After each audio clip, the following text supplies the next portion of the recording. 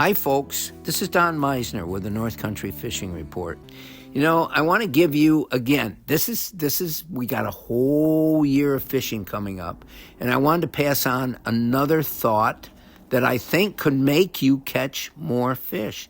And it's something that I haven't done in years. I've talked about it before, but I don't listen to myself enough to really try it. And I think this is a hint that I can have for you. When you go out fishing, when I go out, I think when most of us go out, we have a certain favorite way or a favorite lure that we use. And we tend to stick with that because we think that's going to catch fish. It's caught fish for me before. It probably will again. Okay, I agree with that. And I've done the same thing myself most of my life. But I want to give you a way that maybe you can take that favorite lure and make it work even better for you. And that is by using a dropper. What a dropper is, heaven knows why it's got that name. But let's say you tie your lure at the end of your line. Then let's go back up towards the tip of the rod, maybe a foot or 2 feet up further. And we tie a loop in the line. It's a snell knot, or what, it doesn't matter what you call it. You make a loop, and then on that loop you tie on another lure.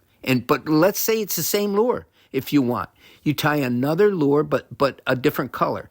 And to be more specific, let's use what I've used and talked to you about in so many things, a little tiny tube jig like you'd use for crappies.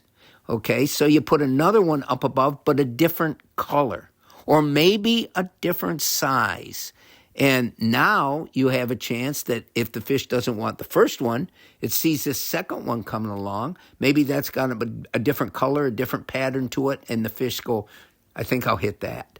And as a kid, I do this with fly fishing. I always used, and I would use wet flies, and what wet flies are is flies that go under the surface as opposed to floating on top. And I'd have 2 and a lot of times 3 flies tied on, in one at the very end of the line, one up a bit, and one up a bit further. And it's amazing how so many times I'd catch a fish on one fly at the end, and then maybe a different color another time. A lot of times they didn't just prefer one. They had a choice, and they would hit different colors. So it gives you more of a combination. And we think, well, we can't do this. Well, we can. New York state law allows you to use other lures as long as you don't use more than so many tips.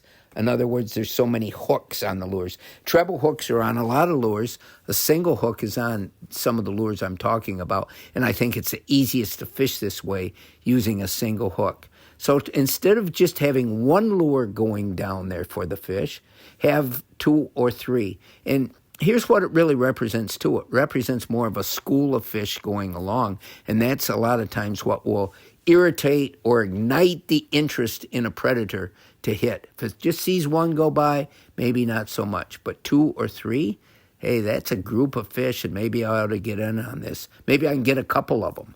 And that's a lot of times what might happen.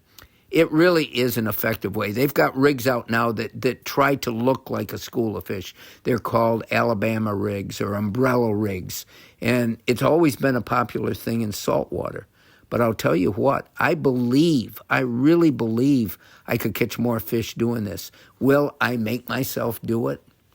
I can't promise that because I'm not sure. Because I find myself, every time I go out, I sort of start with the same old pattern that I know will catch me fish. But I think this might catch more. Until next time, folks, this is Don Meissner with the North Country Fishing Report.